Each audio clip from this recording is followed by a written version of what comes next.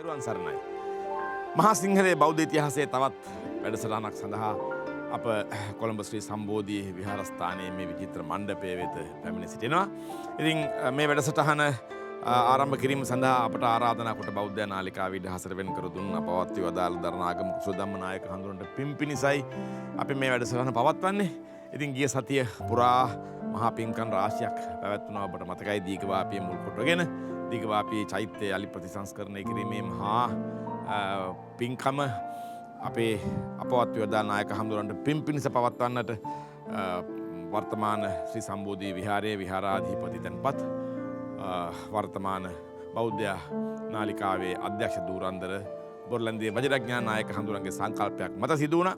ඒ නිසා උන්වහන්සේටත් පින් දෙමින් අපි මේ වැඩසටහන පවත්වන්නට බලාපොරොත්තු වෙනවා. අපි ඉන්නේ පොළොන්නරුවේ. පොළොන්නරුව බොහොම පුරාවිද්‍යාත්මකව පොළොන්නරුව අද ඔබ දකින මානයෙන් එපිටහට ඔබ රැගෙන යමින් අපි සාකච්ඡාව ආරම්භ කළා ගිය සතියේදී පරාක්‍රම බහු රජුණන්ගේ රාජතසම්ය සාකච්ඡා කරමින් සිටියේදී. ඉතින් පොළොන්නරුව පුලස්තිපුර පුලතිසිපුර පුලනරුපුර පොළොන්නරුපුර ලෙස ගොඩනැගිච්ච විදිහක් කියන නිසා පුලස්තිපුරේ පුලස්ති ඍෂිවරයාට වෙන් කළ පුරය ලෙස විශ්වාසයක් තියෙනවා.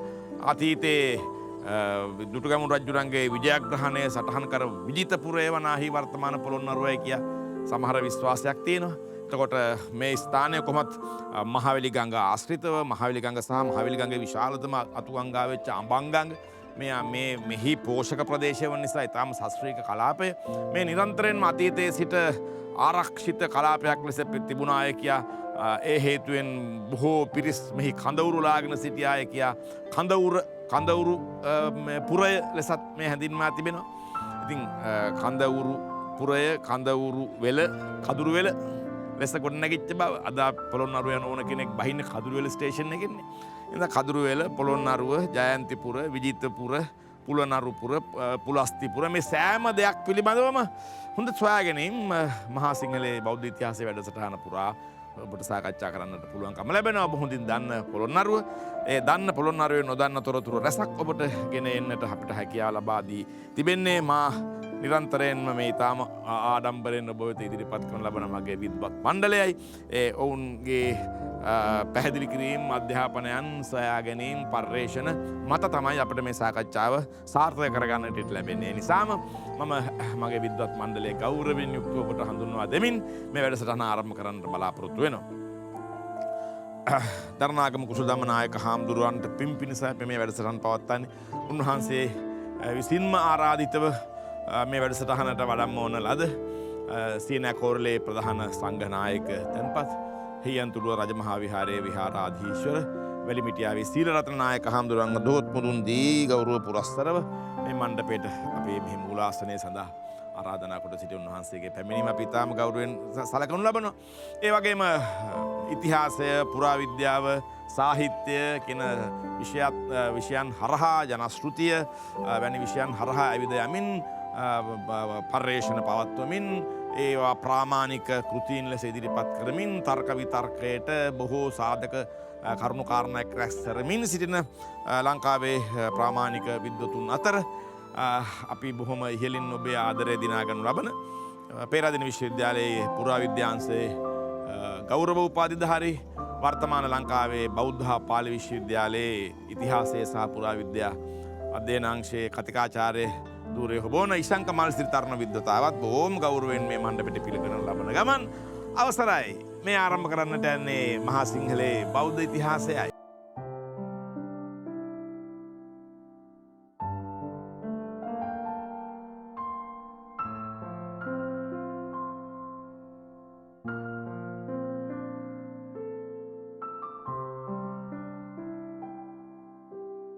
හඳුරුවනේ අපි ගියවතාවේ ඔබවහන්සේ මතු කරලා දුන්නු ජේතවනය පොළොන්නරුවේ අභිනවයෙන් පරාක්‍රම බහු රජුරන් විසින් ඉදි කරන ලද ජේතවනය පිළිබඳව ඔබවහන්සේ පැහැදිලි කරපු ඓතිහාසික සාහිත්‍යයික සාධක ඔස්සේ කරන පැහැදිලි කිරීම තාම ප්‍රායෝගික පුරාවිද්‍යාත්මක පැහැදිලි කිරීමක් බවට ඉශංක මනස්ත්‍රී කතිකාචාර්යතුමා පත් කරනු ලැබුවා. මෙතනින් ඉදිරියට අපි මහාවංශය හරහාම ගියොත් අපේ හාමුදුරනේ ආදාහන පිරිවෙන නමින් පරිච්ඡේදයක්ම මහාවංශයේ තියෙනවා. මෙයත් මහාවංශය සහ වර්තමාන අපේ දෘෂ්ටිය එකතු වෙන තැනක් ආදාහන පිරිවෙන. අපි තවමත් පොළොන්නරුව ගිහින් වඳිනවා. මේ ඊයේ පෙරේදා අපි අපේ වැඩසටහනකුත් ඒ ආශ්‍රිතව පවත්වන්න ලැබුවා. ඒ නිසා මේ ඉතිහාස පොත මේක නිකන් සුරංගනා කතාවක් මේ සිහින සිතුවිල්ලක් කියලා සමහර දෙනෙක් හිතනවා නම් මේ පොතත් අරගෙන පොළොන්නරුවට ගියොතින් අනුරාධපුරයට ගියොතින් දැනට අපිට දකින්නට අල්ලන්නට මිදින්නට තිබෙන බොහෝ ස්මාරක පුරාවස්තු ගොඩනැගිලි ඒවා පිළිබඳ ඒවාහි අභ්‍යන්තරය පිළිබඳ ඒවාෙහි තේමාවන් පිළිබඳ ඒවා ගොඩනගපු ආකාර පිළිබඳ සමකාලීන විස්තර බොහොමයක් මහාවංශයෙන් අපිට දැනගන්නට ලැබෙනවා. ඒ නිසාම අපි අද ඔබ වහන්සේගේ පැහැදිලි කිරීම ආදාහන පිරිවෙන ආශ්‍රිතව ආරම්භ කරමු කියලා මම ආරාධනා කරනවා. එතකොට අපිට අපේ නායක හඳුරන් පැහැදිලි කරපු විදිහටම අපේ දරණාගම උසදම් නායක හඳුර අපිට ඉදිරිපත් කරපු විදිහටම මහාවංශ අනුපිළිවෙලට මේ සාකච්ඡාව පවත්වාගෙන ගියොතින් අතපසුවීම් සිදු වෙනවා අඩුයි කියලා උන්වහන්සේ සැලකපු නිසා. ඒ නිසා එයින්ම ආරාධනා කරනවා අපේ නායක හඳුරන්ට ඔබ වහන්සේගේ අනුශාසනා පටන් ගන්නයි කියලා. ඔව්. ඉතින් අපි හැමදාම කටයුත්ත ආරම්භ කළේ වැඩසටහන ලෝකයට හඳුන්වා දුන්නු බෞද්ධ මාධ්‍ය නිර්මාතෘ අපි දරණාගම කුසල ධම්මාභිධාන නායක හඳුන් වහන්සේට පින් පවනවමින් වසර 4ක් ඉක්ම ගිය මේ අවස්ථාවේදීත් අපි උන්වහන්සේ සිහිපත් කළා උන්වහන්සේට පින් අනුමෝදන් කරනවා. ඊට අමතරව වර්තමාන අධ්‍යක්ෂ දුරන්දර බුරුලන්දේ වජිරඥාන හාමුදුරුවෝ වහන්සේටත් බෞද්ධ මාධ්‍ය එම කාර්ය මණ්ඩලය ඇතුළු සෑම දෙනාටමත් ඒ ලක්වැසි ලෝවැසි හැම දෙනාටමත් යහපත සිත ප්‍රාර්ථනා කරමින් අපි සුපුරුදු ආකාරයට ඒ මහාවංශයේ තිබෙන අදාළ කොටස අද ආදාහන පිරිවෙන පිළිබඳව. රජතුමාහි ආදාහන පිරිවෙන කරවීය. ඒ මහතෙරුන් වහන්සේලා සඳහා සිත්කලු සඳුරු තලයෙන් හා කොළුගෙවලෙන් යුත් තෙමහල් ප්‍රාසාදයක්ද දීර්ඝ ප්‍රාසාද 40ක් හා වැසකිලි 40ක්ද සුළු ප්‍රාසාද 8ක්ද දොරකොටු 6ක්ද ගිනිහල් ගෙවල් 34ක්ද මහා ප්‍රාසාද 2ක්ද සුභද්‍රය රූපවතී යන නම් ඇති චෛත්‍ය 2ක්ද පස්මහල් ලංකාතිලක නැමැති පිළිම ගෙයක් ද කරවන ලදී. දේව බ්‍රහ්මයන්ගේ රූපවලින් හා කූටාගාර ගුහා ගර්භශාලා මන්දිරයෙන් සෝභමාන ලංකාතිලක ප්‍රතිමා මන්දිරය තුළ ජීවමාන සරුවච්චන් වහන්සේගේ උස ඇති ලංකාතිලක නම් හිටි පිළිමයක්ද කරවන ලදී. 12 මහල් සීමාගේ රජතුමාහේ නොයෙක් කුළුගෙවල් ගර්භාගර මැදිරිගෙවල් ආදියෙන් ස්වභමාන 12 මහල් බද්ධ සීමා ප්‍රාසාදයක් කරවීය. සීමාගේ ඇතුළු මහා සීමා බදවනු සඳහා රජතුමා අන්තපුර ජනය ඇතුළු නගර වැසියන්ද සමග සැරසී විසුතුරු පෙරහැරකින් විහාරය කරා ගියේය. මහාකාශ්‍යප ස්ත්‍රීන් වහන්සේ ප්‍රධාන සංඝයා පෙරටු කරගත් රජතුමා මගුල් ඇතුන් යෙදූ රං නගුලකින් සීමා තැන් දක්වමින් සාමින් ගියේය. කලින් එහි පැවති සීමාවන් පිළිබඳ සැකය නැති කරනු සඳහා සංඝයා වහන්සේ පළමුව සීමා සමූහනය කළහ. ඉක්බිති හාත්පස නිමිති කීර්තනය කර කන්න සීමා 3ක් හා මහා සීමාවක්ද බඳින ලදී. ලංකාතිලකගේ පටන් පස්රයනින් යටිරියන් සූසාලිසය එකුම්පසය අටතිසය සතිසය පන්තිසය සත්පනසය 45 සූසට යන දුර ප්‍රමාණයෙන් උතුරු දිග ආදී 8 දිසාවේ නිමිතිගල් පිහිටවන ලදී. දකුණු දිගෙන් පිහිටි නිමිතිගල ගෝපාල කන්දෙන්ද යටි 58ක් ඈතින් පිහිටියේය. උතුරු දිග නිමිතිගල විද්‍යාධාර ගුහායෙන්ද යටි 58ක් ඈතය.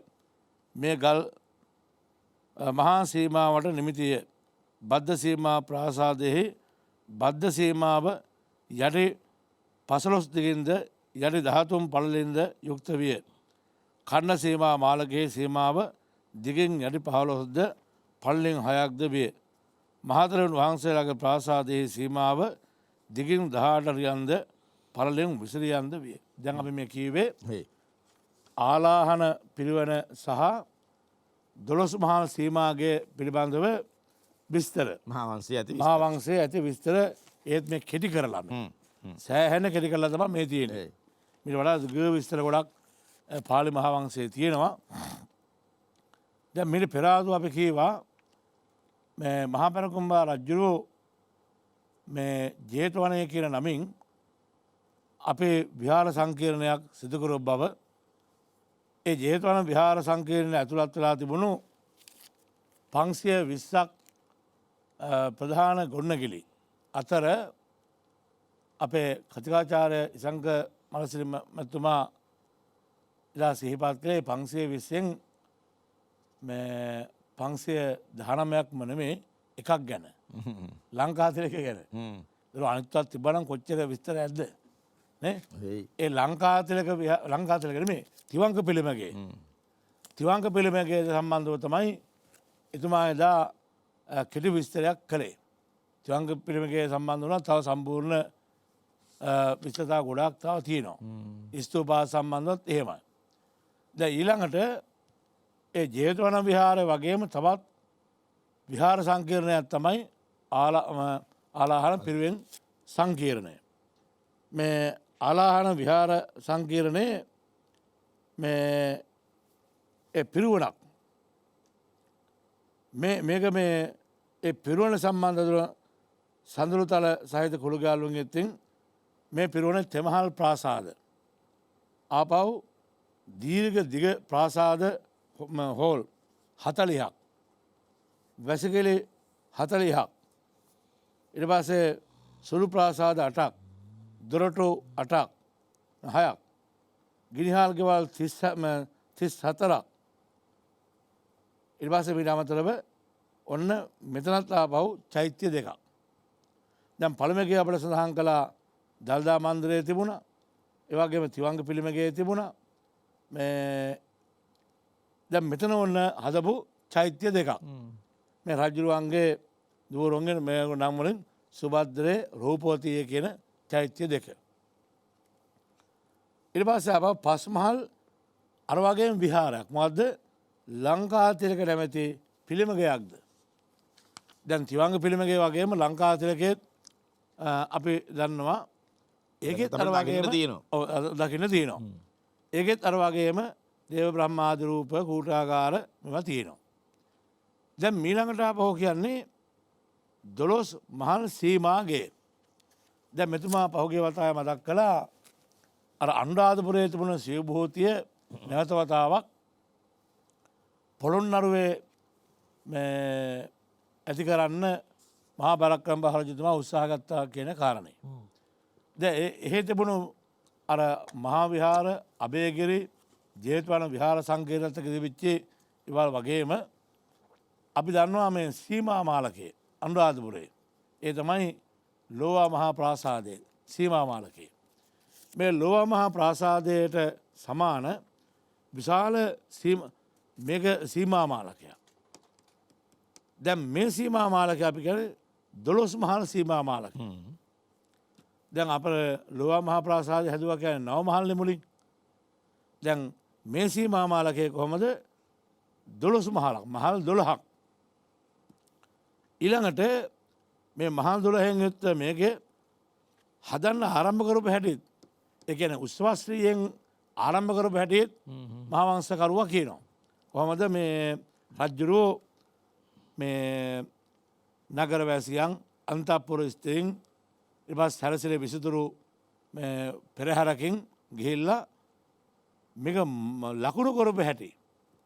කොහොමද රජතුමාම මගුල් ඇතුන් යෙදූ රං නගුලකින් මේක මේ ස්ථාන ලකුණු කළා සීමා.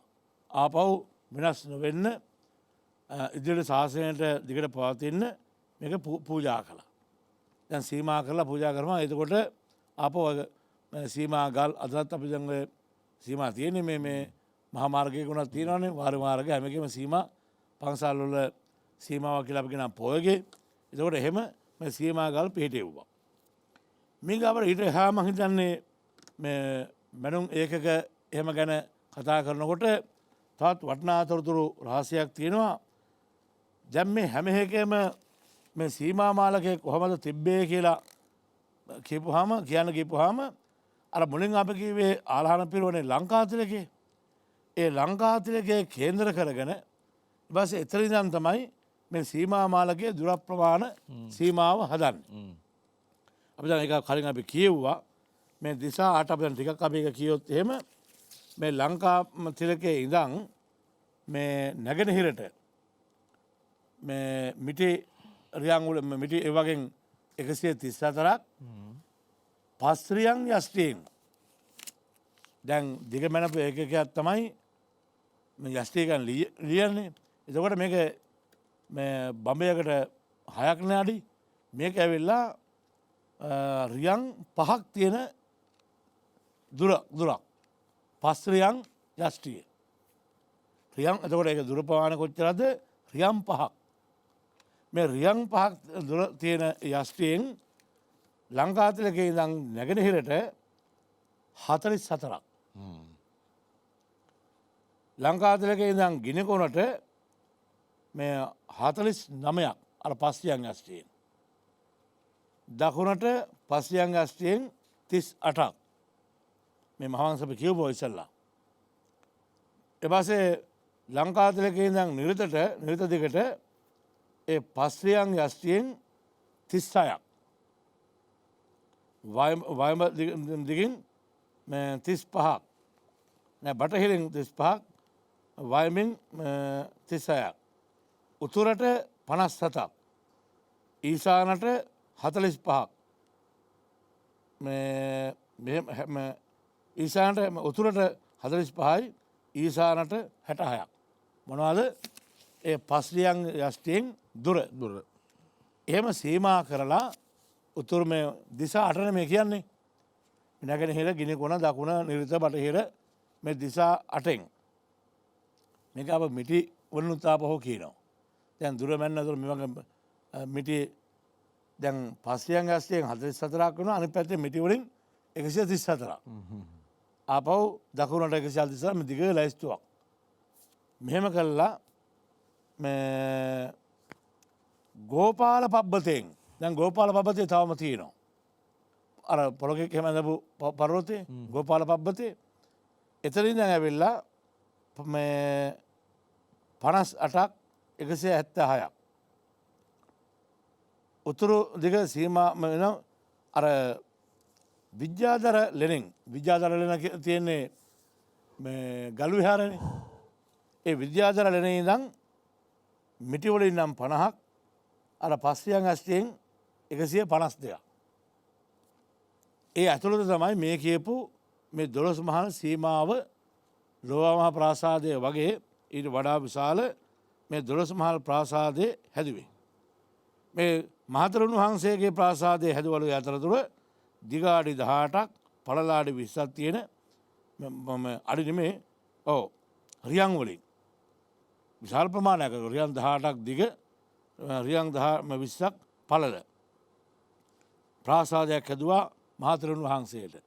ඒතර උන්වහන්සේ ප්‍රමුඛව මේ භික්ෂුන් වහන්සේලාගේ මේ සීමා කඩ සඳහා ඒතකොට මේක දැන් තියෙන්නේ ඔය රංකොත් විහාරයට මෙහා පැත්තේ විශාල ගොඩනැගිලි සංකීර්ණයක්. මන්ද විශාලම ගොඩනැගිලි සංකීර්ණය තමයි ඔය රංකොත් විහාරයට මෙහා පැත්තේ තියෙන මේ ආරාම සංකීර්ණය. මේ සීමාවත් 12 මහා ඉවක් අද තියෙන ඉතින් 12 මහල් නෑ. අද තියෙන වගේ අත්වාරම්.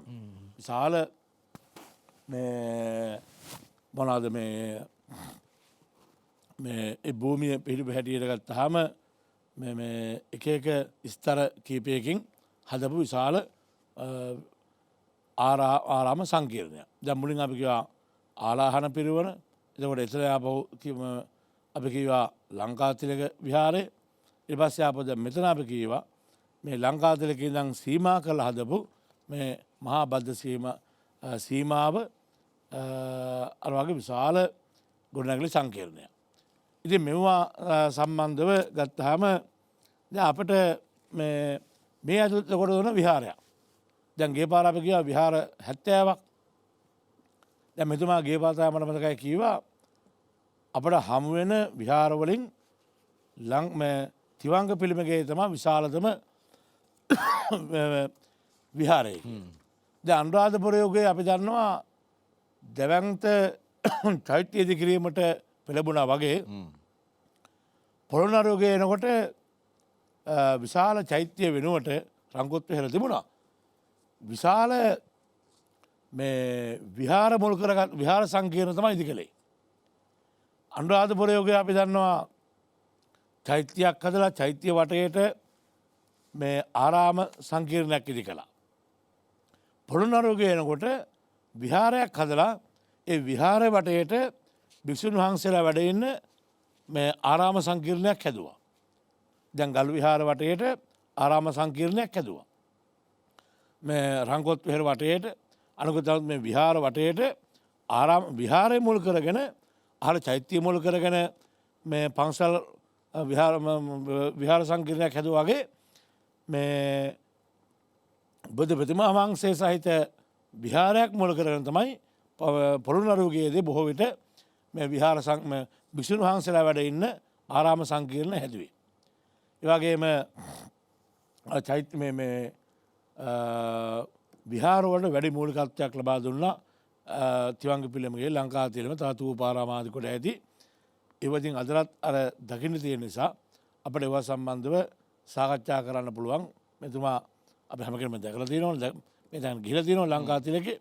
එතකොට විශාල ඝනකම් සහිත ඒ බිත්ති සහිත ඒ ගොඩනැගිලි ඒ වගේ මේ චෛත්‍යයට තිබිච්ච මූලිකත්වයේ ගොඩක් විහාර ලැබුණා කියන අපිට හේතුවක්. දැන් චෛත්‍ය හදපුවාම අපි කියවා දැන් ගේ පාර දෙමළ මහසෑය ගැන මෙතුමා කතා කළානේ. එතකොට ඉවක දැන් අපේ මේ චෛත්‍ය වෙනකොට ආපහු සමහර වගේ තිබුණා අර දැන් මෙතන ස්තූප දෙකක් ගැන අපි කතා කළානේ. කවුද භද්‍රවති රූපවති ඇවම මේ ස්තූප හදපුවම මේ පොළොන්නරුවේ සමහර තැන් වල අර මේ පැදගුරු කරන්න දැන් තුම්මහල් පේසාවේ වටේ ඇවිදගෙන ගිහිලා වටේ ඇවිදගෙන යන්න පුළුවන් වෙන ආකාරයට එහෙම ස්තූප කළා. ආපහු ස්තූප වල තව වෙනසක් කළා. දැන් දෙමළ මහසෑය ගැන මෙතුමා සඳහන් කළා උඩරකම්ම හතරස් කොටුව දේවතා කොටුව එහෙම නැතුව මේ මහල් කීපයකට හදලා අතරමැද නදලා ඒ උඩ පුංචි චෛත්‍යයක් හදලා වෙනම චෛත්‍ය ක්‍රමයක්. තවත් තියෙනවා පොළොන්නරුවේ අර සත්මහල් ප්‍රාසාදයේම මේ චෛත්‍ය වෙනම සම්ප්‍රදායක් ඇති කළා. වටදාගෙවල් සම්ප්‍රදායත් එතකොට පොළොන්නරුවේ ඉදිරියට අපි කතා කරනවා. ඒකත් ඇවිල්ලා චෛත්‍යයේම තවත් විහාරත් එක්ක ගත්තාම බුදු පිළිමක් තියෙනවා චෛත්‍යයක් තියෙනවා. එහෙම ගත්තාම තවත් වෙනස් ක්‍රමයක් තමයි ඒකත්. ඊට පස්සේ ප්‍රතිමාවල එහෙමත් දැන් මෙතුමා එදත් කීවා එදත් සිපත් කරාවේ අස්වාභාවිකත්වයේ එහෙම. දැන් අර ඒවා හින්දු ආభాසයත් ඒවට හේතු වෙන්නේ නැති. දැන් නටරාජ ප්‍රතිමාව අපිට හම්බ වෙනවානේ පොළොන්නරුවේ නටරාජා ශිව දෙවියන්ගේ. එතකොට ඒකේ නටරාජ මතකයේද එතකොට ඉන්න ස්වභාවය. එතකොට ඒ වගේ බුදු පිළිමෙත් අර වංග දෙක තුනක් එහෙම දාලා ස්වාභාවිකත්වයේ එක්ක එහෙම හැදුවා. ඉතින් අපිට අවසනාවකට දැන් තිවංග පිළිමේ සහිත විහාර 70න් තිවංග පිළිමගේ විතර දැනලා තියෙන්නේ. ඉතින් ලංකාතිලකත් එක සමහරට අපි දන්නා වෙන වෙන ඉරියව් වලින් හදුවද කියලා. නේ? දැන් තිවංග වගේම වෙන වෙන ඉරියව් වලින් හදුව පිළිමත් විහාරකවලුත් බුදු පිළිම වහන්සේලා සමහර තියෙන්නේ නැති. ඉතින් තිවංග පිළිමයකට පොඩ්ඩක් වෙනසක් තියෙන තව විහාරයක් තමයි ලංකාතිලකේ. ලංකාතිලකේ මේ සඳහන් කරපු මහා වංශ සඳහන් කරපු ලංකාතිලකේ අදත් අපට දකින්න පුළුවන් මේ සීමා මාලකත් අපට දකින්න පුළුවන්කම තියෙනවා. එහෙමයි. ආදාහන පිරිවෙන ආශ්‍රිතව මහාවංශ දක්වන තොරතුරු කොතෙක් අපට පුරාවිද්‍යාත්මකව ඔප්පු වී ඇද්ද? අප ඔබ පොළොන්නරුව නරඹන්නට යන විට මහාවංශය කොයිතරම් අපට ඔප්පු සිද්ධ වෙයිද? ආදාහන පිරිවෙන ආශ්‍රිතව ගොඩනැගෙන මේ මහා ගොඩනැගිලි සංකීර්ණය කොයිතරම් වාස්තු විද්‍යාත්මකද පුරා විද්‍යාත්මකද කියන කාරණා අපි ඉදිරියට දැනගනිමු. ප්‍රධාන පාලක මැදට ගොඩ වැදී අවුදින් ඉෂංක මල්සිරි හරහා අප මෙහි පුරා විද්‍යාත්මක කාරණා ටික දැනගනිමු.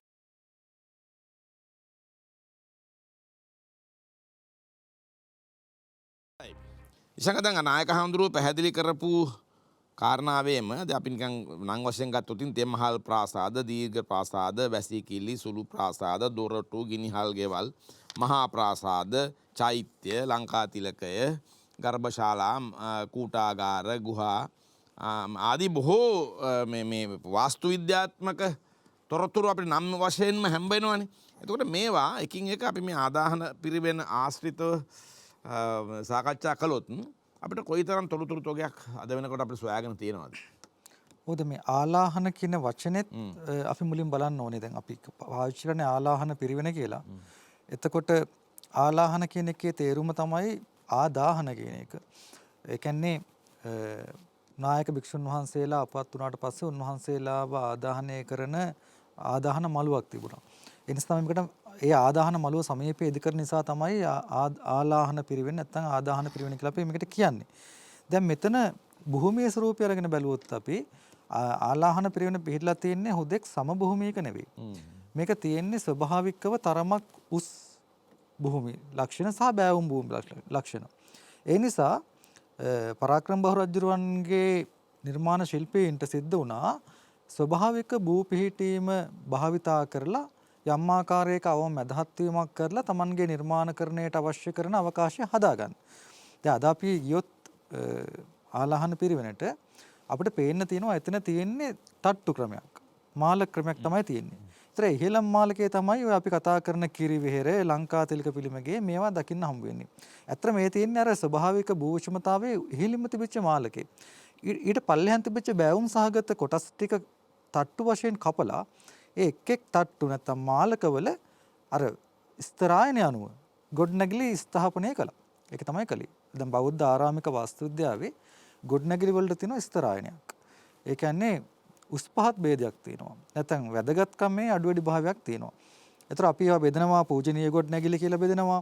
ඊළඟට ඒ කියන්නේ වැඳුම් පිදුම් කරන ගොඩනැගිලි. දැන් ස්තූපය ගත්තම පූජනීයයි. ධාතු ගෘහය පූජනීයයි. අපි වඳිනවා. ඊළඟට තව කොටසක් තියෙනවා අර්ධ පූජනීය. අර්ධ පූජනීය කියලා ගත්තම ඒවා පූජනීය භාවයක් නැත්තේත් නෑ ඇත්තේත් නෑ. නමුත් අපි ඒකට වඳින්නේ නෑ. දැන් උදාහරණයක් විදිහට කිව්වොත් උපෝසත කරේ. පොහොයගේ. පොහොයගේ එක දැම්ගෙන් 12 ට්‍රියන් 12 මහල් පොහොයගයක් හදුවා කියලා. ඒතර පොහොයගේ කියලා කියන්නේ අපි වඳින්නේ නෑනේ පොහොයගේට ගිහිල්ලා කවුරුවත්. අපි ලෝවා මහා පායට වඳින්නේ නෑනේ. වඳින්නේ නැති වුණාට ඒකේ ආගමික වටිනාකමක් තියෙනවා. මොකද පොහොයගේ තමයි ශාසනය පවත්වාගෙන යාම සම්බන්ධයෙන් තියෙන වැදගත්ම කොටනගිල්ල. ස්තූපයක් නොතිබුණා කියලා ප්‍රශ්නයක් නැහැ. හැබැයි පොහොයගයක් ඕනේ. මොකද භික්ෂුන් වහන්සේලා පොහොය කර්ම කරන්නේ පොහොයගේ. ඒක සුද්ධ සීමාවක්. ඒක අර්ධ පූජනීයයි. ඊළඟට නේවාසෙක් ගොඩනැගිලි. නේවාසෙක් ගොඩනැගිලි වල තමයි ඔය කතා කරන විහාර. ඔව්. කුටි ආවාස ඊළඟට වැසිකිලි කැසිකිලි ලිම් පොකුණු ජනතා මේ ආදී ජනතාගර ඔය ඔක්කොම එන්නේ අර නේවාසික කියන කොටස ඇතුළට. මේව ස්තරායනක් තියෙනවා. එතකොට ස්තරායනට අනුව එක් ගොඩනැගිලි ස්ථානගත වෙන්නේ භූමියේ උස් මට්ටම් බල්ලා වැදගත්ම ගොඩනැගිලි වලට ඉහළම ස්ථානයේ ඊළඟට ඒවට අතරමැදි ස්ථානයේ වැදගත්කමින් අඩු නැත්නම් පූජනීය භාවයෙන් අඩු ගොඩනැගිලි වලට නේවාසික ගොඩනැගිලි වලට පහළ මාලක. ඒතර ඔය ආකාරයෙන් වන ස්ථානගත කිරීමක් තමයි අපිට ආලාහන පිරිවෙනෙන් දකින්න තියෙන්නේ. දැන් මෙතන අද අපි ආලාහන පිරිවෙනට යන කෙනෙකුට දකින්න තියෙන වැදගත්ම නිර්මාණ තමයි ඔය කතා කරපු ලංකාතිලක පිළිමගේ ඒ වගේම රූපවතී චෛත්‍ය කියලා හඳුන්වන කිරි විහෙර සහ ඔය බද්ද සීමා පාසාදී. එතකොට මේ ස්වාමීන් වහන්සේ කලින් කිව්වා අර ගෝපාල පබ්බතේ කියලා එකක් ගැන. ගෝපාල පබ්බතේ පිටලා තින්නෙත් මේ ආලාහන පිරිවෙනට ඊටම නුදුරින්. ඒතර බද්ද සීමා ප්‍රාසාදය හදනකොට එක සීමාවක් විදිහට භාවිතා කළා ගෝපාල පබ්බතේ. දැන් පොළොන්නරුව ජනාවාසකරණය ගැන අපි කතා කරනකොට අනුරාධපුරයට සාපේක්ෂව ඊටාත්ම අඩුයි මුල් කාලීන තොරතුරු හම්බ වෙනවා. දැන් අපි අනුරාධපුරය ගත්තොත් එහෙම අපිට ප්‍රාග් ඓතිහාසික තොරතුරු තියෙනවා. පූර්ව ඓතිහාසික දත්ත තියෙනවා. පූර්ව බ්‍රාහ්මී ලිපි තියෙනවා. පොළොන්නරුවේ ඒ තත්ත්වය අඩුයි. නමුත් පොළොන්නරු නගරයේ දකින්න තියෙන පැරණිම ස්ථානයක් කියලා සලකන්න වෙන්නේ ගෝපාල පබ්බතේ. ඒ ගෝපාල පබ්බතේ අපිට පූර්ව බ්‍රාහ්මී අභිලේඛන පිළිබඳ සාධකත් අපර බ්‍රාහ්මී අභිලේඛන පිළිබඳ සාධකත් දකින්න තියෙනවා. ඕක තමයි පරණම ස්ථානය කියලා සලකන්නේ. එතකොට ඒ සමීපයේ පිටලා තියෙන මේ ආලාහන පිරිවෙනේ අර මං කලින් කතා කරපු වැදගත්ම ගොඩනැගිල්ල ලංකා තිලකය. ස්වාමීන් වහන්සේ අර හොඳ නිරීක්ෂණයක් කිව්වා. ඒක මම බොහොම කැමතියි. ඒ තමයි මේ අනුරාධපුරයේදී ස්තූපයක් මුල් කරගෙන විහාරය හැදෙනවා. අපි ඒවට කියනවා කේන්ද්‍රීය විහාර කියලා. ඇත්තම ඕක මේ මහා විහාර ආකෘතිය. මහා විහාර ආකෘතියේදී ස්තූපය ප්‍රධාන වෙනවා. ඒක සෙන්ටර් කරලා කේන්ද්‍ර කරලා ඒ වටේට තමයි අවශේෂ ගොඩනැගිලි ඉදි වෙන්නේ. උදාහරණයකට අබේගිරිය සහ ජේතවනේ.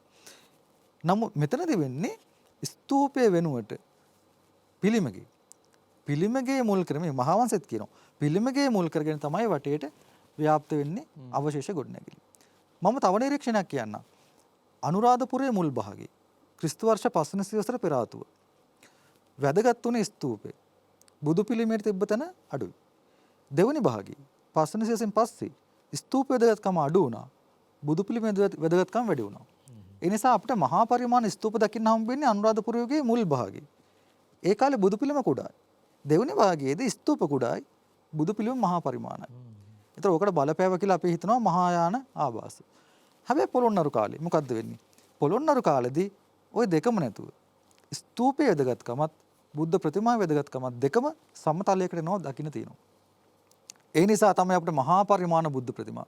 දැන් ගල් විහාරය ගත්තම අඩි හිටි පිළිමේ අඩි 23යි. සතවන පිළිමේ අඩි 46යි. දිග උස. එතකොට තිවංක පිළිමේ ගත්තට පස්සේ බුදු පිළිමේ ලංකාතලි ගත්තාම බුදු පිළිමේ අඩි 40ක් උසයි. තිවංක පිළිමේ ගත්තාම ඒත් උස ප්‍රමාණයට සමානයි.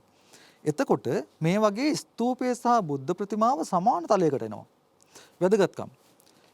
ලංකාතිලකේ බුදු පිළිමගේ අරන් බැලුවොත් අපි මේ පිළිමගේ අඩි 124ක් විතර දිගයි. පළල පැත්ත ගත්තොත් අපි අඩි 66ක් විතර එනවා. උස ගත්තොත් දැනට ඉතුරු වෙලා තියෙනවා අඩි මං හිතන්නේ අඩි 55ක් පමණ උස ප්‍රමාණයක් දැනට ඉතුරුලා තියෙනවා. බුදු පිළිම අරන් බැලුවොත් අඩි 40ක් උසයි. එතකොට ওই දැනට නමුත් අපි පුරාවිද්‍යාඥයෝ විශ්වාස කරනවා සම්පූර්ණයෙන් ඉතුරුලා තිබ්බා නම් මේ ප්‍රතිමා ගෘහයේ උස අඩි 100ක් කියලා. අඩි 100ක්. ඒ කියන්නේ ওই දැනට අපි දකිනවා වගේ තව ගුණයක් මේක ඉස්සෙන්න ඕනේ. ඒ නිසා තමයි මම කිව්වේ අපිට දැනට හම්බෙලා තියෙන විශාලම ගොඩනැගිලි දෙකින් එකක් තමයි කලින් කිව්ව තිවංකේ. අනිත් එක මේ කියන්නේ ලංකා තිලකේ. ලංකා තිලකේ කියලා කියන්නේ ගිංජිකාවසත නැත්තම් ගෙඩිගේ සම්ප්‍රදායටම ආйти ගොඩනැගිල්ලක්. මේකත් අර වගේම ඝනකම බිත්ති පිටින් විශාලව පේන ඇතුළට ගියාම විශාල අවකාශයක් නැති ගෘහයක්. ඒතර මේකෙත් තියෙනවා තිවංකේ වගේම අර අපි කලින් කිව්ව මණ්ඩපය අන්තරාල ගර්භගෘහය කියන මේ තුනම. සහ මේවා ප්‍රදක්ෂිනා පත තියෙනවා.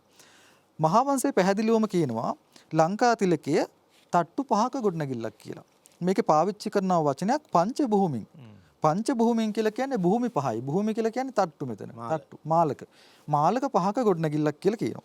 එතකොට මේ ගොඩනැගිල්ලේ ප්‍රධානම නිර්මාණය වුණේ අර කෙළවරේම පිටුපස්සේ මැද දකින්න තියෙන පිළිමේ. පద్මාසනයක් මත ගඩොලින් නිර්මාණය කරපු හිටි පිළිමේ. මේ හිටි පිළිමේ ශීර්ෂය 20 වන සියවස ආරම්භයේදී දකින්න තිබුණා.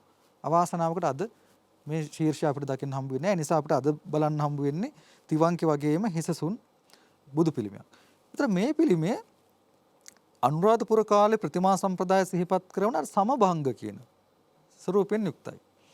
දැන් තිවංකේ තියෙන ත්‍රිභංග මෙතන සමභංගයි. ලංකාතිලකේ අපිට වැදගත් වෙන තව කාරණාවක් තමයි පොළොන්නරුවේ සිතුවම් දකින්න හම්බ වෙන එක් ස්ථානයක් විදියට. නමුත් මේක ගොඩක් ඉතුරුලා නැහැ. නමුත් මේ ඉතුරුලා තියෙන කොටස වැදගත්. ඇයි? ඒ කොටස වියන් සිතුවමක්. ඒතර මේ වියන් සිතුවම් කලාව අපේ රටේ ඊටාම අඩු අවධානයකට ලක් වෙන විෂය පරාසයක්. අපි දන්නවා අනුරාධපුර යුගයේ වියන් සිතුවම් තිබුණා. නයිපෙන ගුහා වගේ තැන්වල සීගිරි පොළොන්නරුවේ තිබුණා. ඒ වගේ එක් ස්ථානයක් තමයි ලංකාතිලකය කියලා කියන්නේ. ඒතර මේ ලංකාතිලකයේ තිවංකේ වගේම ඇතුල් පිට බිත්ති දෙකම සිතුවම් කරණය කළ බවට සාධක තියෙනවා. අපි අද ගිහිල්ලා හොඳින් නිරීක්ෂණය කරොත් පිට බිත්ති ලංකාතිලකේ නොයෙක් තැන්වල වර්ණ පැල්ලම් දකින්න පුළුවන්. අදටත් බොහොම දීප්තිමත් වර්ණ පැල්ලම් ඉතුරුලා තියෙනවා. මම ඒ කාරණෙත් පොඩ්ඩක් මතක් කරන්න ඕනේ. අනුරාධපුරයේ හෝ වේවා පොළොන්නරුවේ හෝ වේවා විශේෂයෙන් පොළොන්නරුවේ ගොඩනැගිලි ප්‍රතිමා ගල් කණු කැටයම් මේ ආදී සියලුම දේවල් වර්ණ ගන්වල තිබුණා. විශේෂයෙන් ගොඩනැගිලි වල ඇතුල් බිත්ති පිට බිත්ති දෙකම වර්ණ ගන්වලා තිබ්බා. තිවංකයට ගියත් මේක දකින්න පුළුවන්. අදත් තිවංකේ පිට බිත්ති වල අර ඉතුරුලා තියෙන බොරදම් අතරේ බොහෝම ලස්සන මල් මෝස්තර අපිට දකින්න පුළුවන් චිත්‍රණය කරපු. ඒ නිසා අපි අද පොළොන්නරු ගියාට අපි දකින්නේ පරාක්‍රම බහුර රජතුරුන්ගේ කාලේ තිබිච්ච ශ්‍රී විභූතිය නෙවෙයි. ඒ සිතුවම් පට සියල්ල හේදිලා ගිහිල්ලා. අපේ තිබුණා බොහෝම විචිත්‍ර සංස්කෘතියක්. ඒ කියන්නේ මේ වර්ණ වලට පුදුමාකාර ආකර්ෂණයක් තිබ්බා. මේ තිවංකෙන් ලංකාතිලකෙන් පෙන්වන්නේ ඒව අපිට. බොහෝම විචිත්‍රයි. අපි වර්ණය ප්‍රතික්ෂේප කළේ නෑ. වර්ණ විවිධත්වය ප්‍රතික්ෂේප කළේ නෑ. අවාසනාවකට අපි අද මේක වෙනස් කරන් තියෙනවා. ඒකත් මම කියන්න ඕනේ. ගොඩක් දිනෙක මේකට අකමැති වෙයි. නමුත් අවාසනාවකට අපි අද බුද්ධ ආගමේ පාට විදියට සුදු වර්ණයක් භාවිතා කරනවා. සුදු වැඳම් පන්සල් වර්ණ සුදු වර්ණ. ඔව්. සුදු වැඳම් පන්සල් එන්න ඕනේ. සුදු තමයි අපේ වර්ණය. එහෙම එකක් තිබුණේ නෑ අපි. අපි බොහොම විචිත්‍ර සංස්කෘතියක්. අපේ මේ වංශ කතා විස්තර ගත්තොත් දැන් මේ පොයගේ හදන විස්තරය අරන් බලන්න. රජුරෝ එන්නේ සියලු ආභරණ වලින් සැරසිලා පුළුවන් උපරම විදිහින් තමයි පන්සලට එන්නේ. ඒතකොට සුදු වැඳගෙන එහෙම ආපු සම්ප්‍රදායක් තිබුණේ නැහැ අපිට නේ. බොහොම ළඟදී හදාගත්ත සම්ප්‍රදායක් මේක.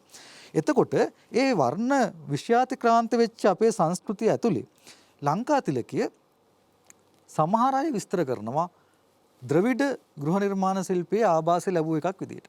ලංකාතිලකයත් තිවංකයක්. නමුත් මහාචාර්ය පරණවිතාන පැහැදිලිව පෙන්වලා දීලා තියෙනවා. මම මේක කලිනුත් මම හිතන්නේ කිව්වා පොළොන්නරු යුගයේ ගොඩනැගිලිවල ද්‍රවිඩ ලක්ෂණ, ද්‍රවිඩ වාස්තු විද්‍යාත්මක ලක්ෂණ ඉතාමත්ම අඩුයි කියලා. කාම්බෝජ ලක්ෂණ හෝ වෙනත් අග්නිදිග ආසියාතික රටවල ලක්ෂණ ඊටත් වඩා අඩුයි කියලා. එතුමා පැහැදිලි කළා. ඇයි අපි මේ ගොඩක් ගොඩනැගිලි හින්දු වාස්තු විද්‍යාවේ ආభాසය තිනවයි කියලා විග්‍රහ කරන්නේ? ඒකට එක හේතුවක් තමයි අර බිත්වල පිටපැත්තේ දකින්න තියෙනවා විමාන රූප. දැන් ඕක ලංකාතිලකෙත් තියෙනවා. තිවංකෙත් තියෙනවා. විමාන රූප. අර බුදුන් වහන්සේව වන්දනා කරන්න ආපු දෙව්වරුන් සහ දෙවරුන්ගේ විමාන. ඒතර මේ විමාන නිරූපණය කිරීම හින්දු ගොඩනැගිලි වලත් තියෙනවා. අපි ඒවට කියනවා මේ මම හිතන්නේ පාවිච්චි කරන වචනේ කූඩ. එතකොට මේවා අතරේ සම්බන්ධයක් දකින්න. ඊළඟට බොරදම් වල සම්බන්ධයක් දකින්න. ලීස්තර වල.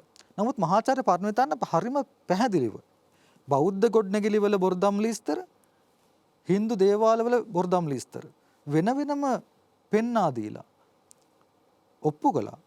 මේ දෙකක්. බෞද්ධ ගොඩනැගිලි වල බොරදම් ලීස්තර හින්දු ගොඩනැගිලි වල තරම් විචිත්‍රවත් නැහැ. විවිධත්වයක් නැහැ. ඔහු කිව්වා මේ තියෙන්නේ ද්‍රවිඩාභාසයක් නෙවෙයි ලංකාතිලක තිවංකවල. ඒ තියෙන්නේ අනුරාධපුර යුගයේ අවසාන භාගයේ අපේ බෞද්ධ විහාරවල තිබිච්ච සම්ප්‍රදායයේම තවත් ඉදිරි පියවරක්. නමුත් දැන් ඔකට මෙන්න මෙහෙම කාරණාවකුත් කියනවා නේද? දැන් සඳකඩ පහන වැනි කැටෙමක හිටපු වෘෂභ රූපය සඳකඩ පහනෙන් ඉවත්වීම පණිකඩ හින්දු ලබ්ධික බලපෑම් නිසා සිද්ධ වුණායි කියලා. දැන් අනුරාධපුරේ සඳකඩ පහනේ වෘෂභයා ඉන්නවා.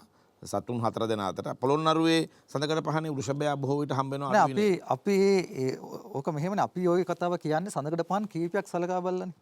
දැන් අනුරාධපුරයේ සඳකඩ පහන් වල වෘෂභයා ඉන්නවා කියලා කියනවා. ඇයි වෘෂභයා නැති සඳකඩ පහන් නැද්ද අනුරාධපුරයේ?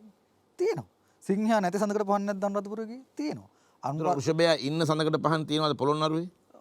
වෘෂභයා සහිත සඳකඩ පහන් තියෙන්න පුළුවන්. මම පොළොන්නරුවේ සිළු සඳකඩ පහන් අධ්‍යයනය කළා නෑනේ. ඒ නිසා මට කියන්න බෑ. ඒකට නිශ්චිත උත්තරයක්. දැන් මෙතනදී ඔය ප්‍රකාශය ගොඩාක් දෙන්නේ පොළොන්නරුවේ ඇතුල් නගරයේ තියෙන මේ සඳකඩ පහන් ටික බලලා. උදාහරණයක් ගත්තොත් වටදාගේ ඊළඟ අටදාගේ මේ තියෙන සඳකඩ පහන් ටික බලලා තමයි මේක කියන්නේ. නමුත් අපි දන්නවා දැන් ඒකෙන් සරලව අදහස් කරන්නේ වෘෂභයා කියලා කියන්නේ ශිවගේ වාහනය. ඒතර වෘෂභයා පෑගෙන එක ප්‍රශ්නයක්. ඒ නිසා වෘෂභයා අයින් කළා. හැබැයි ඒ ප්‍රකාශය කරන්නේ මහාචාර්ය පරණවිතානන්ගේ පැහැදිලි කිරීමක් නේද ඒකත්? මගේ මතකයේ හැටියට මම දන්නේ නෑ මම එහෙම හිතන්නේ නෑ. මොකද එතුමා ඒ දවසේ හිටියේ නැති නිසා. එතකොට ඇත්තටම මේ ඒ අර්ථයෙන් බැලුවොත් අපි පොළොන්නරු යුගයේදී ශිව වන්දනය විතරක් නෙවෙයි ජනප්‍රිය වුණේ. පොළොන්නරු යුගයේදී ගණේශ වන්දනයත් ජනප්‍රිය වුණා. ඒතර ගණේශගේ එහෙම නම් දැන් ඇත් රූපේ තියාගත්තේ මොකද අපි? පොළොන්නරු සඳකඩ පහනේ ඇත් රූපේ තියෙනවා. සිංහ රූපේ තියෙනවා. ඒතර පාර්වතී වන්දනයත් පොළොන්නරුවේ ගොඩක් ජනප්‍රිය වෙලා තිබ්බා. ඒතර එහෙමනම් දුර්ගා කියන concept එකත් එක්ක සිංහ රූපය හැමදෙස්සෙම පාවිච්චි වෙනවා. ඊළඟට ගණේශ කියන සංකල්පයත් එක්ක ඇත් රූපේ වන්දනාවට ලක් වෙනවා. ඒතර ඒව පාගන්නේ මොකද? දැන් බුද්ධ රූපයට ත්‍රිභංගයේ පැමිණීම හින්දු දේව සංකල්පයක් මත පැමිණුණා කියලා පැහැදිලි කිරීමක් තියෙනව නේද? ඒක මම කිව්ව දේ ඒක හරි. මම අර කිව්වේ ඒකනේ ඒක සංස්කෘතික රැලි. ඒවට ඉංග්‍රීසියෙන් අපි කියනවා කල්චරල් වේව්ස් කියලා. සමහර කාල සීමාවලදී යම් සංස්කෘතික රැල්ලක් ජනප්‍රිය වුණාම අනෙක් සංස්කෘතියට ඒකට මූණ දෙන්න සිද්ධ වෙනවා. එක්ක අපි ඒක ප්‍රතික්ෂේප කරන්න ඕනේ. එහෙම නැත්නම් අපි ඒක උකහා ගන්න ඕනේ අපේ සංස්කෘතියට. ඒ දේ කළ ඒක සංස්කෘතික අවශෝෂණය, කල්චරල් ඇබ්සොප්ෂන් කියලා කියනවා. සංස්කෘතික අවශෝෂණය. යමක් ජනප්‍රිය වෙනකොට ඒක අපි අවශෝෂණය කරගන්නවා. එහෙම එකක් තමයි එතන තියෙන්නේ. දැන් ඔය සඳකඩ පහන් වගේ දේවල් සම්බන්ධයෙන් අපි ඉදිරිපත් කරන අදහස් ඇත්තටම කිව්වොත් මේ බොහොම අසම්පූර්ණයි. හරියට අධ්‍යයනය කරන්න නැතුව ඉදිරිපත් කරපු දේවල්. මහාචාර්ය පරණවිතාන සඳකඩ පහන් සම්බන්ධයෙන් දීපු අර්ථකථනය වුණත් එහෙමයි. දැන් සරල උදාහරණයක් කියන්නම්. දැන් ඔබ අපි ලංකා තිලක උදාහරණයකට ගමු. ලංකා තිලකයට ඇතුල් වෙන ප්‍රධාන පියගැට පෙළි මේ ආලාහන පිරිවෙනේ සඳකඩ පහන අරන් බලන්න. ඒ සඳකඩ පහනේ තියෙනවා ඇත්රූප පෙළියක්. ඒ ඇත්රූප පෙළිය වෙනම ඇත්රූප පෙළියක් තියෙන්නේ. සත්තු හතර දෙනා කලවම නෙවෙයි. ඇත්රූප සඳහාම පෙළියක් තියෙනවා. සියලුම ඇතුන් එක පෙළියකට ගමන් කරනවා.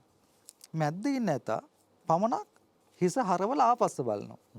ඉතින් ඇත්තටම මේ අපි දීලා තියෙන අර්ථකථන මේ කලා නිර්මාණ වලට මොනතරම් සාධාරණයිද කියන එක අපි නැවත ප්‍රශ්න කරන්න ඕනේ. මේවා ජනප්‍රිය මතවාද. යම් කිසි කෙනෙක් කිව්වම ඒ මතවාදය දිගින් දිගට කියනවා. දැන් රත්න ප්‍රාසාදයේ මුරගල හොඳ මුරගල කියලා කියනවා.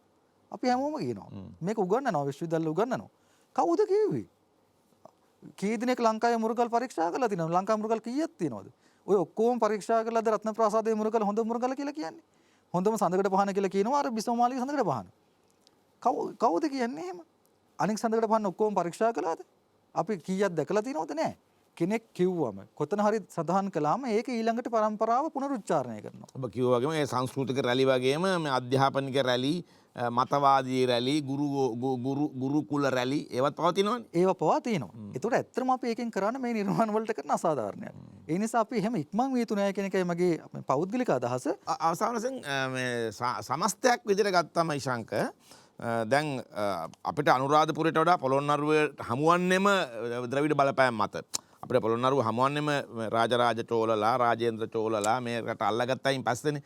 එතෙන් සිට ඊට පස්සේ ඉන්දියාවත් සමග පවත්වන මිත්‍ර සම්බන්ධතා, ඥාති සම්බන්ධතා බොහොමයිනේ. ඒ නිසා මේ දකුණු ඉන්දියාවයි අපයි අතර කිසියම් සම්මිශ්‍රණයක් එකින් එක ඉපදීමේ ක්‍රමවේදයක් සකස් වුණාද අනුරාධපුරයට වඩා පොළොන්නරුවේදී. එහෙමනම් ඉන්දීය සම්බන්ධතා වැඩි වුණොත් අපේ කැටයම් කලාවට, වාස්තු විද්‍යාවට මේ ඉන්දීය සම්භවය පැමුණුනායි කියලා කියන මතයට එකඟ වෙන්න බැරිද අපිට?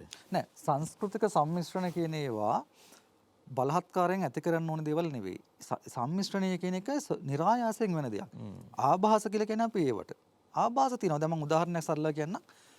තිවංක පිළිමගේ චිත්‍ර. මං කියවනේ කලින් කැඩි රේඛා තියෙන්නේ. බොහොම සජීවී. එක පැත්තකින් සේගිරි සම්ප්‍රදායේ ඒ සේගිරි සිතුවම් කලාවේ අවසාන ප්‍රාණය තමයි නිරූපණය කරන්නේ. අපි අනිත් පැත්තේ අපි ගත්තොත් දකුණු ඉන්දියාවේ ඔය සිත්තන වාසල් කියලා තියෙනවා දේවාලයක්.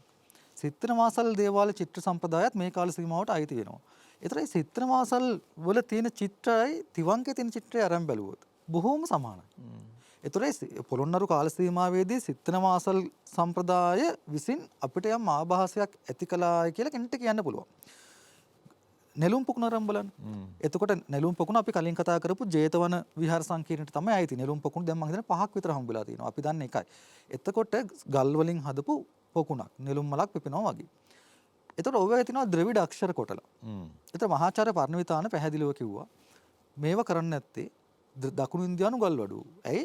පරාක්‍රම බහු රජුරන්ගේ කාල සීමාව වෙනකොට ගල් වඩුවන්ගේ හිඟයක් තිබ්බා. ඒ නිසා යට සිද්ධ වුණා දකුණු ඉන්දියාවෙන් ගල් වඩුව ගෙන්නන්න. ඒ නිසා තමයි අර වඩු අක්ෂර විදියට අර නෙළුම් පොකුණේ ගල් වල තියෙන ද්‍රවිඩ අක්ෂර කියලා. ගල් හඳුනා ගන්න උන් දාපු සංකේත. වඩු අක්ෂරනේ අපිට කියන්නේ වඩු සංකේත. තවත් එකක් තමයි දැන් ඔය සමහර කලා විචාරකයෝ පෙන්වලා දීලා තියෙනවා මේ ගල් විහාරයේ බුදු පිළිම වලට උනත් ඒවා රූපීය ලක්ෂණ අරන් බැලුවොත් යම් තරමකට ද්‍රවිඩ රූපීය ලක්ෂණ ඒවයේ තියෙනවා කියන එක. පටු නලල ස්ථූල භාවය ඒ වගේ දේවල් තියෙනවා කියන එක. ඒ නැතත් අපි 60 දාගේ වගේ තැනක බුදු පිළිම අරන් බැලුවොත් එහෙම ඒවත් අපිට පේනවා යම් ආකාරයකට ද්‍රවිඩ රූපීය ලක්ෂණ මේවට ඇවිත් තියෙනවා කියලා. ඒක වෙන්න පුළුවන්. ඒවා සංස්කෘතික ආభాස. නමුත් අර අපි කලින් කියනවා වගේ මේ සාධාරණ පදනමකින් තොරව අපි අර්ථකථන දෙන්න ගියාම පුරාවස්තු වලට අපි පුරාවස්තු වලට අසාධාරණයක් කරනවා. අනිත් පැත්තේ අපි සමාජයටත් අසාධාරණයක් කරනවා සාවද්ද ප්‍රවෘත්තියක් සමාජගත කිරීම මගින්. ඉතින් ඒ නිසා මේ දෙක ආభాස තියෙනවා. ඒතර අපි බලන්න ඕනේ ද්‍රව්‍යාත්මක සාධක මත ප්‍රමාණවත් සාධක මත සඳකඩ පහන ගැන අර්ථකථනයක් දෙනවා නම් සඳකඩ පහන් අපි සැලකිය යුතු ප්‍රමාණයක් අධ්‍යයනය කරන්න ඕනේ. අධ්‍යයනය කරලා තමයි මේ අර්ථකථනයට එන්න ඕනේ. මුරගල් සම්බන්ධනුත් එහෙමයි. ඒ මිසක් අපි එකක් දැක්ක පමණින් ඒකට අර්ථකථනයක් දෙන්න ගියොත් එහෙම ඒක සමහරට ආන්තික ඕක වෙන්න මම හිතන විදිහට දැන් පරණවිතාන සූරීන්ම නේද අර්ථකථනයක් දෙන්නේ සඳකඩ පහනට මේ නිර්වාණය කේන්ද්‍ර කොටගත් බෞද්ධ දර්ශනය මේ තුල තියෙන්නේ කියලා. ඒක මේ අපි වෙන මූලාශ්‍රයකින් අපි ලබාගෙන මෙන්න ඒ පරණවිතාන මැතිඳුන් මේක මේ එතුමන් විසින් කියවන කියවිල්ලක්නේ. එතකොට එහෙම වුණොත්නේ මෙහි ආගමික ලක්ෂණයක් තිබුණොත්නේ සඳකඩ පහන ඊට පස්සේ හින්දු ආගමානුකූලව වෙනස් වුණා කියලා හිතන්නේ. එතකොට සමහරට සඳකඩ පහන නිර්මාණය කිරීමේදී එහෙම ආගමානුකූල ලක්ෂණයක් දැරුවේද? නැත්නම් ඔය සතුන් 4 දෙනාගෙන් සිව් දිසා සංකේතවත් වූවේද? නැත්නම් මේක හුදු කලා නිර්මාණයක් පමණද? මෙහෙ නිර්වාණය වැනි නිර්මල මේ ධර්මයක් මේ පායට පෑගෙන්නට දැමුවාද කියලා ප්‍රශ්න පසු කාලින් ඇති වුණානේ. ඔව් දැන් ඇත්තටම මහාචාර්ය පරණවිතාන මහත්තයාගේ දීර්ඝ ලිපියක් සඳකඩ පහන් සම්බන්ධයෙන් ලිපි ඒක පිටු මම හිතන්නේ 25ක 30ක විතර දීර්ඝ ලිපියක් එතුමා එකේ නොයෙක් දේවල් සාකච්ඡා කරනවා. නමුත් සමස්තයක් වශයෙන් ගත්තොත් එතුමා පූර්ණ සඳකඩ පහන පාවිච්චි කළා තමයි අර්ථකථන ඉදිරිපත් කළේ. නමුත් එතුමා ඒකෙදී ඉදිරිපත් කරනවා ඒ සමහර ඒවා හංසෙ වුණ නැත්තේ ඒ වගේ එනොත් ඒවා දුර්වල තර්ක අවස්ථා තියෙනවා. තර්ක පදනම දුර්වලයි මට පේන විදිහට ඒකෙදී. මේ එතකොට මේ ඔබතුමා කියන කාරණේ හරි. එතකොට ඔතෙන්දී ප්‍රධාන වෙන්නේ ඇත්තටම අපි යම්කිසි කලා නිර්මාණයක් සම්බන්ධයෙන් පූර්වියන් දීපු අර්ථකථනයක් විමසීමකින් තොරව දිගින් දිගටම ගෙන යාම තමයි මෙතන තියෙන ගැටලුව වෙන්නේ. ඒ කියන්නේ අපි ප්‍රශ්න කිරීමට ඒවා ලක් කරන්නේ නැහැ. ඒක තමයි එතන තියෙන ගැටලුව ඇත්තටම. ඔව් දැන් අපිට ඕනම කෙනෙකුට දැන් චිත්‍රයක් දිහා බලලා අපිට මට හිතන දේ නෙමෙයි නායක හඳුරන්න හිතෙන්නේ. අපි එක එකනට එක විදිහට හිතන්න පුළුවන්. එතකොට අනිත් එක තව ප්‍රශ්නයක් තියෙනවා. ඒ කියන්නේ මේ අනුරාධපුර ඒක මහාචාර්ය පරිණිදාත් කියලා තියෙනවා. අනුරාධපුර යුගයේ ගොඩනැගිලි වල උපරි භාග අපිට නැහැ. අත්තිවරණ තියෙන්නේ ඔක් වගේම අත්තිවරණ තියෙන්නේ. අපිට එකපාරටම පේන්නේ ඉතුරුලා තියෙන ඔන්න උපරි භාග ටිකක් තියෙනවා පොළොන්නරුවේ. දැක ගමන් අපි මේවා සංසන්දනය කරනවා Hindu නිර්මාණත් එක්ක. නමුත් අපි කවුද දන්නේ අනුරාධපුරයේ තිබිච්ච අර ප්‍රතිමා ගෘහවල ඒ මන්දිරවල බිත්ති ඒවා පිට බිත්ති ඒවා මොනතරම් කැටයන් තියෙන්නේ නැද්ද? ඒවා විමාන රූප තියෙන්නේ නැද්ද? ඒකයි මහාචාර්ය පරණවිතාන කියන්නේ ඒවා සම්බන්ධයෙන් අපේ දැනුම හිස්නා අපිට එකපාරට මේවා සංසන්දනය කිරීම මේවට අර්ථකථනය දීම අසාධාරණයි. එතුමා කියනවා බොහෝ දුරට මේවා අනුරාධපුර යුගයේ තියෙන්නේ නැති ඒ සම්ප්‍රදායම තවදුරටත් ඉස්සරහට ගෙන යාමක් තමයි පොළොන්නරු යුගයේ හිටපු රජවරු සිද්ධ කරලා තින්නේ කියලා. අතන අපේ දැනුමේ හිස් බවක් තියෙනවා. අනුරාධපුර යුගයේ දෙවෙනි භාගයේ සම්බන්ධයි. ඉතාලම වැදගත් කාරණාවක් නායක හඳුරුනේ මේ ශංක මතු කළේ. ඒ කියන්නේ දැන් අපි දැන් මේ වර්තමාන ආගමානුකූල වර්ණය ශ්වේත වර්ණයයි සුදු වර්ණයයි අපි තීරණය කරලා අපි මේ පන්සල් යනකොට සුදු ඇඳගෙන යන්න ඕනේ කියලා අපි කිසියම් තැනකින් මෙහාට අපි තීරණයක් ගන්නවානේ. ඒක එක සම්මුතියක් වෙන්නට පුළුවන්. ඒක යුගයක තීරණයක් වෙන්නට පුළුවන්. ඒක ඓතිහාසික තීරණයක් ලෙස අපි කවුරුහරි හිතනවා නම් ඒක අපේ අතීතයට කරන ලොකු වෙනස්කමක්. මං කියන අපි දැන් මේ පන්සල් චිත්‍ර ගත්තත් මේ මණ්ඩපේ වටේ තියෙන පන්සල් චිත්‍ර. ඒ පන්සල් චිත්‍රවලත් උයසියන් ඔය ඇඳලා තියෙනවානේ. ඒ ඇඳලා තියෙන විවිධ වර්ණයෙන් යුතුවනේ. ඔවුන් කුතුරු සලු විවිධ වර්ණයි. ඔවුන් පන්සල් එන්නේ මේ බුදුන් දකින්න එන්නේ මේ විවිධ වර්ණයන්ගෙන් යුක්තවයි ෂඩ් වර්ණයන් ගැනත් අපි කතා කරනවා. ඒතර මේ චිත්‍රපටකරුවන් වුණ අපිටත් ඔක බලපාන මේ අතීතිකයන්ගේ වර්ණය පඳු පැහැයය අමුරෙද්දේ පැහැයය කියලා එන්නේ එහෙම නිකන් අපේ මේ අපිටත් එහෙම අදහසක් තියෙනවා. හොඳ මාතෘකාවක් දීර්ඝ සොබ්බාංශයෙන් ප්‍රශ්න කරන්න. මේ නමුත් අපේ කාලය අවසන් වෙලා තියෙනවා. නමුත් ඒ ශංකගේ පැහැදිලි කිරීම මම හිතනවා අපිට සතියක් පුරා හිතන්න හොඳයි කියලා. මේ අත දැන් මෙතුමා කියන මම දැන් අර සඳකඩ පහනේ සමහර තැන්වල නෑනේ වෘෂභය. ඒ අතර දැන් රාජසභා මණ්ඩපේ මහපෙරකුම් රජුරුවන්ගේ පඩිපෙළවල් පිළි දෙකක් නේ තියෙන්නේ. එතනත් ඇවිල්ලා සඳකඩ පහනේ නැහැ.